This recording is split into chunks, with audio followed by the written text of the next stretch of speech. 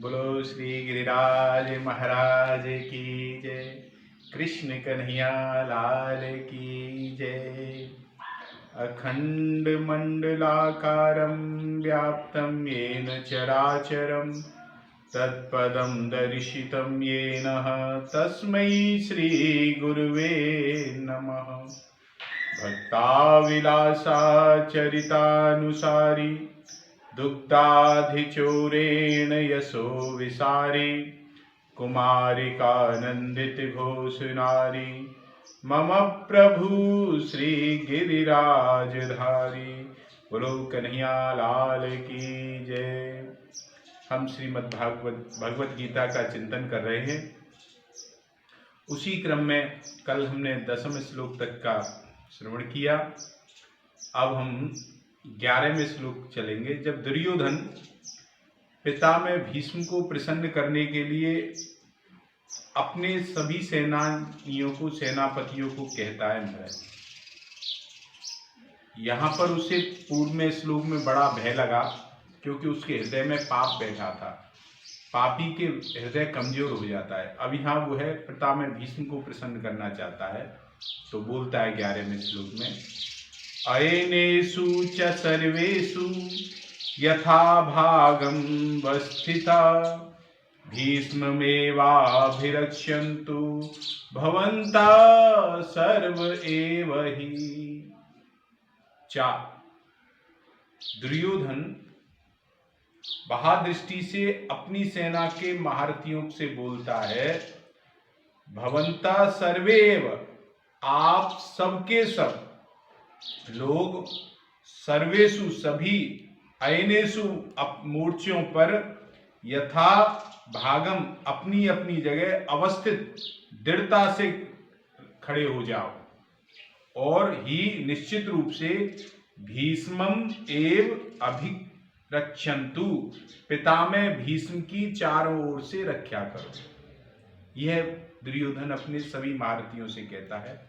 अयनेषु च सर्वेषु भवन्तः सर्व एव, जिन जिन मोर्चों पर आपकी नियुक्ति की गई है, जिनको जहां निर्धारित किया गया है, वह अपने अपने मोर्चों पर इस सभी खड़े हो जाएं, और इस प्रकार से खड़े हों कि पितामह भीष्म की रक्षा करें चारों तरफ से। अब भीष्म जी की सब ओर से रक्षा करें, यह कर कर दुर्योधन भीतर से अपने पक्ष में पितामह भीष्म को लाना चाहता है। क्योंकि ऐसा कहने का दूसरा भाव यह है कि जब भीष्म की युद्ध करें, तब किसी के व्यूहद्वार से, किसी भी व्यूहद्वार से शिखंडी जो है पितामह भीष्म के सामने नहीं आ जाए। इसलिए उसने कहा कि तुम सभी लोग पितामह भीष्म की रक्षा करो। अगर शिखंडी उनके सामने आ गया तो पितामह भीष्म उस पर शस्त्र अस्त्र नहीं चलाएंगे। कारण कि शिखंडी जो है पहले जन्म में स्त्री था, इस जन्म में भी वह स्त्री बना, पीछे बाद में वह पुरुष बन गया, और पितामह भीष्म उसको स्त्री ही समझते हैं, क्योंकि वो उसके बारे में सब कुछ जानते हैं।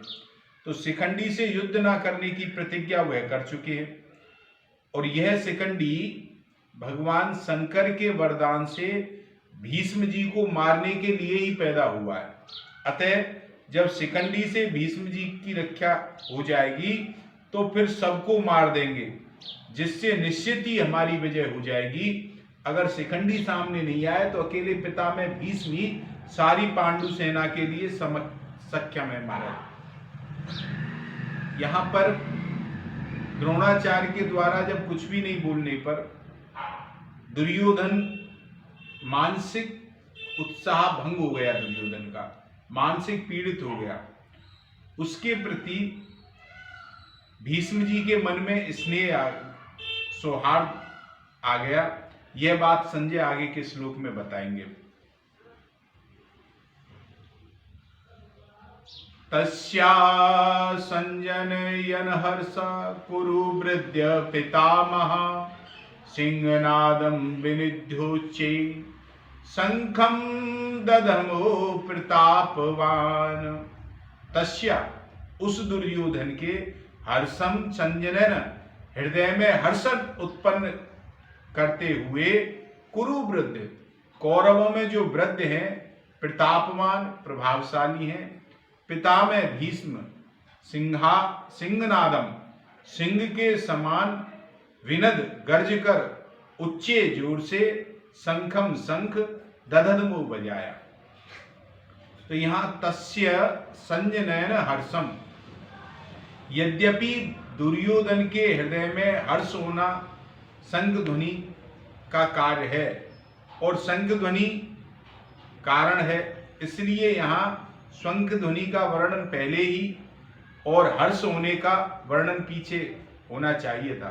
अर्थात यह शंख बजाते हुए दुर्योधन को हर्षित किया ऐसा कहा जाना चाहिए था, परंतु यहाँ ऐसा ना कह करके दुर्योधन को हर्षित करते हुए भीष्म जी ने शंख बजाया, यह कहा गया है। कारण क्या है इसका? कारण ऐसा है, ऐसा कहकर संजय यह भाव प्रकट कर रहे हैं धृतराष्ट्र के सामने कि पितामह भीष्म को शंखवादन क्रिया मात्र से दुर्योधन के हृदय में हर्ष उत्पन्न हो ही जाएगा, तो भीष्म जी के इस प्रभाव को द्योतन करने के लिए ही संजय आगे प्रतापवान विशेषण भी लगाएंगे।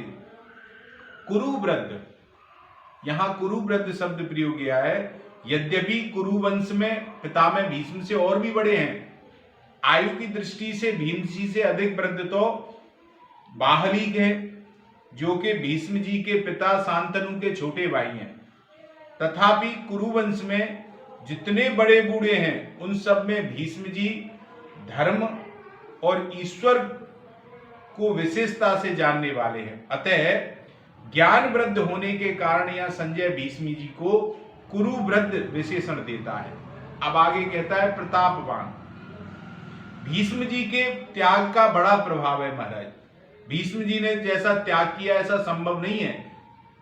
काया कंचन कामनी तीनों का त्याग उन्होंने किया, राज्य को स्वीकार नहीं किया और विवाह भी नहीं किया। पितामह भीष्म अखंड ब्रह्मचारी रहे, बाल ब्रह्मचारी रहे महाराज। भीष्म की अस्त्र और शास्त्रों दोनों को चलाने में बड़े निपुण हैं और शास्त्र के भी बड़े जानकार हैं महाराज।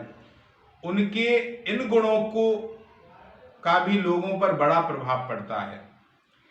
अब अकेले भीष्म अपने भाई विचित्रवीर के लिए काशी राज की कन्याओं को स्वयं हरकर ला रहे थे, तब वहां स्वयंवर में आए हुए सभी राजाओं ने पितामह भीष्म को घेरना चाहा, उन पर टूट पड़े, किंतु अकेले भीष्म ने ही सभी राजाओं को हरा दिया। जिनसे भीष्म अस्त्र शस्त्र विद्या पढ़े थे, उन गुरु परशुराम के सामने भी उन्होंने अपनी हार स्वीकार नहीं की। इस प्रकार शस्त्र के विषय में उनका क्षत्रियों पर बड़ा प्रभाव है।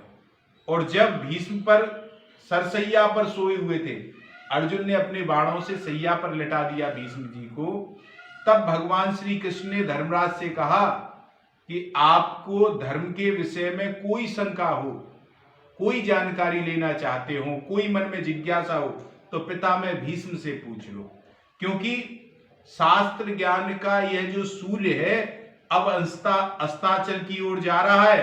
अर्थात भीष्म जी इस लोक को छोड़ करके जा रहे हैं। तो इस प्रकार शास्त्र के विषय में उनका दूसरों पर बड़ा प्रभाव था। पितामह इस पद का आशय यह मालूम देता है कि दुर्योधन के द्वारा चालाकी से कही गई बातों का द्रोणाचार्य ने तो कोई उत्तर नहीं दिया। उन्होंने यही समझा कि दुर्योधन चालाकी से मुझको ठगना चाहता है, मेरे हृदय में पांडवों के प्रति द्वेष पैदा करना चाहता है, इसलिए द्रोणाचार्य जी तो चुप रहे। किंतु पितामह दादा कहते हैं, होने के नाते भीष्म जी को दुर्योधन की चालाकी में उसका बचपन दिखा, इसलिए उनके हृदय में आ गया। अतः पितामह भी भीष्म द्रोणाचार्य के समान चुप ना रहकर वात्सल्य भाव उनके हृदय में उमड़ा, उससे दुर्योधन को हर्षित करने के लिए उन्होंने शंख बजाया। सिंहनादम विनोदेश्चे शंखम दधमो। जैसे ही सिंह के गर्जना करने पर हाथी आदि बड़े बड़े पशु भयभीत हो जाते हैं, ऐसे ही गर्जना करने मात्र से सभी भयभीत हो जाएं और दुर्योधन प्रसन्न हो जाए, इसी भाव से पितामह भीष्म ने सिंह के समान गर्जना करते हुए शंख बजाया।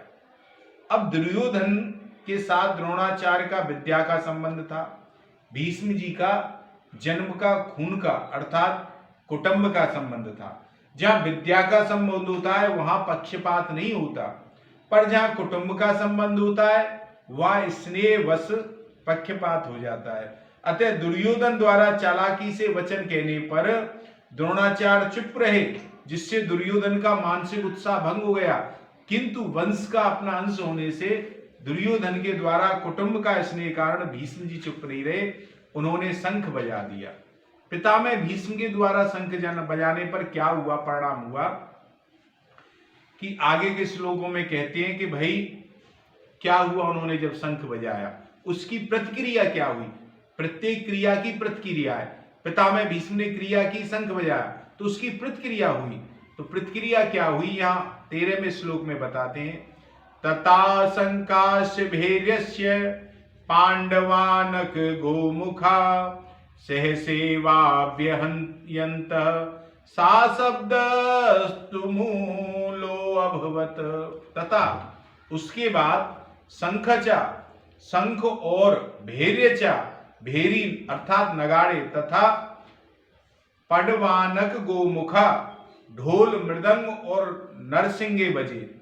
सहसा एक साथ, एक साथ ही अभ्यहंता बज उठे, सहा शब्द वह शब्द, तुमुल बड़ा भयंकर, अभवत हुआ। तो ये इसका भाव है। तथा शंखास्य भैर्यस्य पडवानक गोमुखा। यद्यपि भीष्म जी ने युद्ध की घोषणा के लिए शंख नहीं बजाया, उन्होंने जो शंख बजाया केवल दुर्योधन के को प्रसन्न करने के लिए बजाया, तथापि कौरव सेना ने भीष्म जी के शंख वादन को युद्ध की घोषणा ही समझ लिया। अतः भीष्म जी के शंख बजाने पर कौरव सेना ने शंख आदि सब बाजे एक साथ बज उठे। महाराज शंख, शंख किसे कहते हैं? शंख समुद्र से उत्पन्न होते हैं। ये ठाकुर जी की सेवा पूजा में रखे जाते हैं और आरती उतारने आदि के काम आते हैं। मांगलिक कार्यों में तथा युद्ध के आरंभ में ये मुख से फूंक कर बजाए जाते हैं। भेरी किसे कहते हैं भैया? भेरी नगाड़ों को कहते हैं। जो बड़े नगाड़े होते हैं उनको नौबत कहते हैं, और ये नगाड़े लोहे के बने हुए होते हैं और भैंसे के चमड़े से बने हुए होते हैं तथा लकड़ी के डंडों से ये बजाए जाते हैं। ये मंदिरों में, राजाओं के किलों में रखे जाते हैं। उत्सव और मांगलिक कार्यों में विशेष रूप से ये नगाड़े बजाए जाते हैं। राजाओं के यहाँ रोज बजाए जाते हैं। पड़व, पड़व नाम है ढोल का भैया। ये लोहे के अथवा लकड़ी के बने होते हैं और बकरे के चमड़े से बने होते हैं तथा हाथ से या लकड़ी से ये ढोल बजाए जाते हैं। ये आकार में तो ढोलक जैसी की तरह होने पर भी ढोलकी से थोड़े बड़े होते हैं। कार्य के आरंभ में पड़वों को बजाना गणेश जी की पूजा के समान मांगलिक माना जाता है। महाराज आनक नाम मृदंग का है। आनक जो है इसे मृदंग कहते हैं। इनको पखावज भी कहते हैं कुछ लोग। आकार में ये लकड़ी की बनाई हुई ढोलकी के समान होते हैं। ये मिट्टी के भी बने होते हैं और चमड़े से मड़े हुए थे तथा हाथ से बजाए जाते हैं। अच्छा, गोमुख किसको कहते हैं?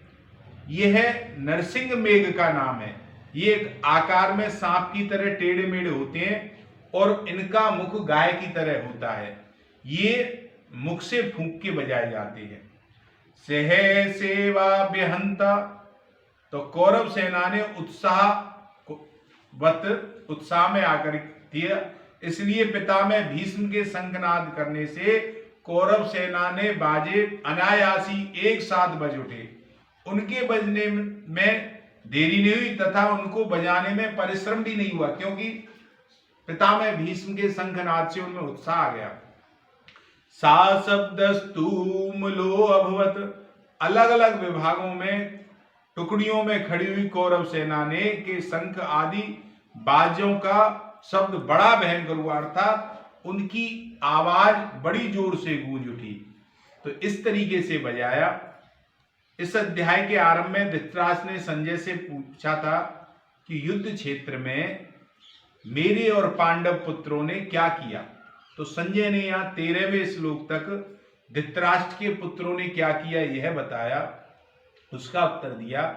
आगे के श्लोकों में संजय पांडु पुत्रों ने क्या किया उसका उत्तर देंगे। वह प्रसंग हम कल श्रवण करेंगे। आज के यही विराम करते हैं। 2 मिनट नाम संकीर्तन, फिर विश्राम करेंगे। कृष्ण गोविंद गोविंद गोपाल नंदलाल, राधे गोविंद गोविंद हे गोपाल नंदलाल।